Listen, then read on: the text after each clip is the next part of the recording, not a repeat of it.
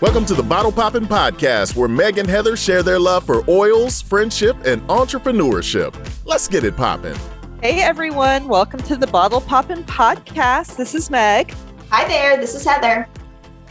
And today, Heather, what are we popping open? We are going to pop open a bottle of Fennel. Okay, first impression? I will say this is not one that I usually like, but this morning, it does not smell bad to me. It smells a little sweet. Mm-hmm. It smells a little bit like licorice, but there's also maybe a slight sharp herbal, and that's a poor description, but it's like this end note of something that's not sweet, not licorice.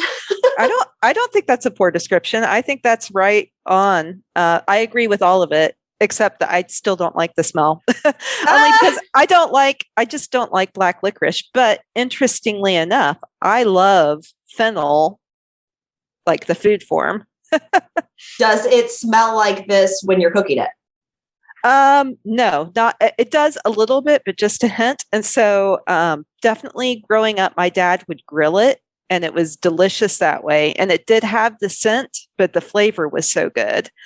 And then just a week or two ago, we went to a friend's house and the husband is an amazing cook, like really, really amazing cook. And so he did this multiple course, delicious meal. And the first thing he served was a salad, and it had fresh fennel, so not cooked. And then it had beets, golden beets, and it had oranges. And it was so funny. Like, I love all of these things, but I looked at it and I was like, people don't like these things. Like, I hear that all the time. And so I'm really intrigued. There was kids at the table. Everybody loved it. Like, the flavors went so well together. The dressing probably helped too, like make it not quite so strong, all the different flavors, but it was amazing. And I was just thinking, like, as far as cooking, this is such a brilliant way to start out a meal because all of this is for digestive health. So, and we're going to get into this obviously, but fennel specifically helps with all kinds of different digestive things. So doing it as like a pre-digestive, taking this before you get into the rest of the meal. And then beets are amazing for bile specifically and ensuring you have the right amount of bile to help you process fats in the meal. Like it was, and then obviously citrus is super detoxing. And so it was, from a functional nutrition standpoint, the perfect way to start a meal. And I'm sure that's not what he was thinking, but on top of that, it tasted delicious. And it was interesting to see everybody at the table loved the salad, even though it's all stuff that I feel like if I was to, I mean, I tell clients all the time, eat beets, and they're like, ew, gross, eat fennel. No, I don't like that. And it was delicious. So yeah, a long way of saying I don't love the smell, but I do love what it comes from. Well, and I just love the story that you told about that too. Do you happen to know if he prepared it that way for that reason at the beginning of the meal? I highly doubt it. Yeah, I highly doubt it. And I think it was, he's a huge fan of Thomas Keller, the chef, who's like one of the top chefs in the world. I think maybe it was a Thomas Keller recipe. I should ask him, but no, I'm sure he just did it because it's delicious.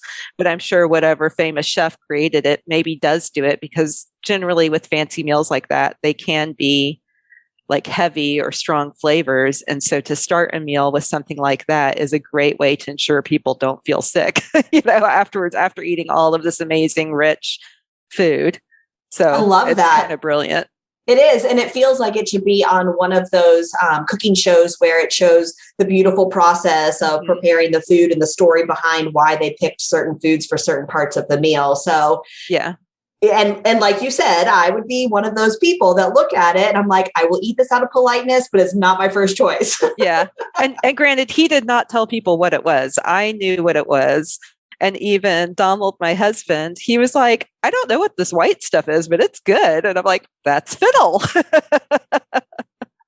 And I'm sure if I just came home with this huge bulbous vegetable, he'd be like, no, what are we doing? No, why? So I have never tried fennel that way. So I can't speak for if I would like that or not. However, I have never liked fennel. Is it a seed, I guess? The one with the stripe that goes through it? Yeah, there are fennel seeds as well. Okay, so Yeah. if I know that Italian sausage has fennel seed in it, not going to get it. If I know that an everything bagel, stuff has fennel in it, not going to get it. Like, I just don't like it. It's super strong. Yeah. That said, when I was nursing each kid, oh my goodness, did I seek out fennel related stuff because it's great for milk supply. And so we were making, lactation cookies and all the things that you want that have fennel in them so that you can boost your milk supply. So even though I didn't love the fennel seeds or love the taste of fennel, I'm not a licorice fan either. It obviously has got its benefits, and I was seeking it out at that point. And again, this morning, it smells pretty good. And I don't know, we've talked before about how certain oils will resonate with us at certain times in our life or seasons in our life. And for no rhyme or reason, I guess, sometimes you're just drawn to an oil more than others. This is not one that I would probably go and pick up. Am I drawn to this today? I don't think I would check that. However, as we were kind of preparing for this podcast, I was reading from the Essential Emotions book and the emotional benefits behind it. And so it's the oil of responsibility. And this line just sounds interesting. So maybe this is why I like it today. Maybe it's telling me I need to follow this part. It says that fennel reignites a passion for life.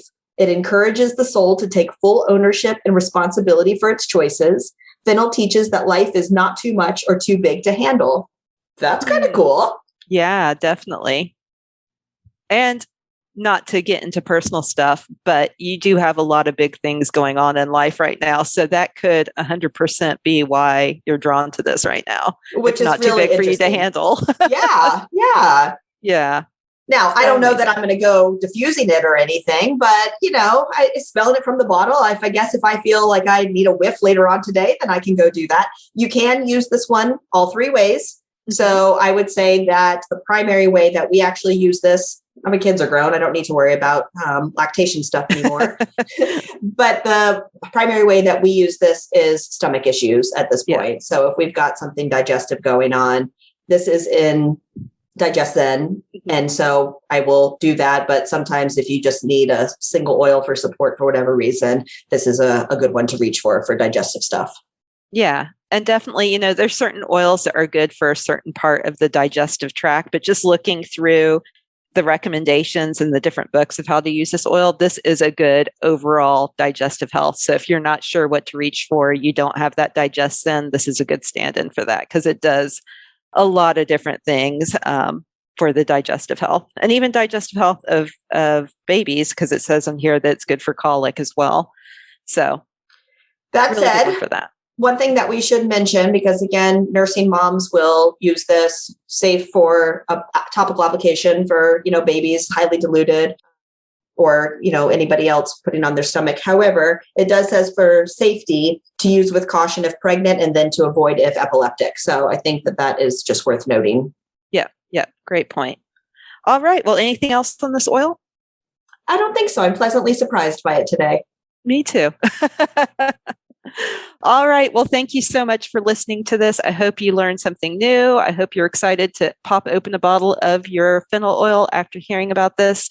If you liked it, please rate our podcast. Also subscribe to our podcast. That helps other people know that it's there. And definitely share this as well with somebody who you think it might help. So somebody either who's having different digestive issues, or maybe they are pregnant and about to need support with milk supply or with babies with colic, any of that. Share it with all of those types of people.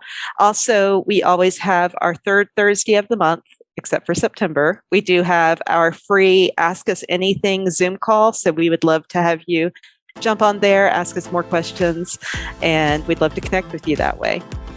All right. Well, thanks so much. We'll be back next Friday with another new episode of the Bottle Poppin' Podcast. Thanks for tuning in. For more information, you can follow these bottle poppin' ladies at bottlepoppinpodcast.com. Tune in next week to learn about what bottle we're poppin'. Until next time, take care.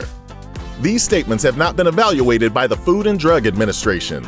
This podcast is not intended to treat, diagnose, cure, or prevent any disease.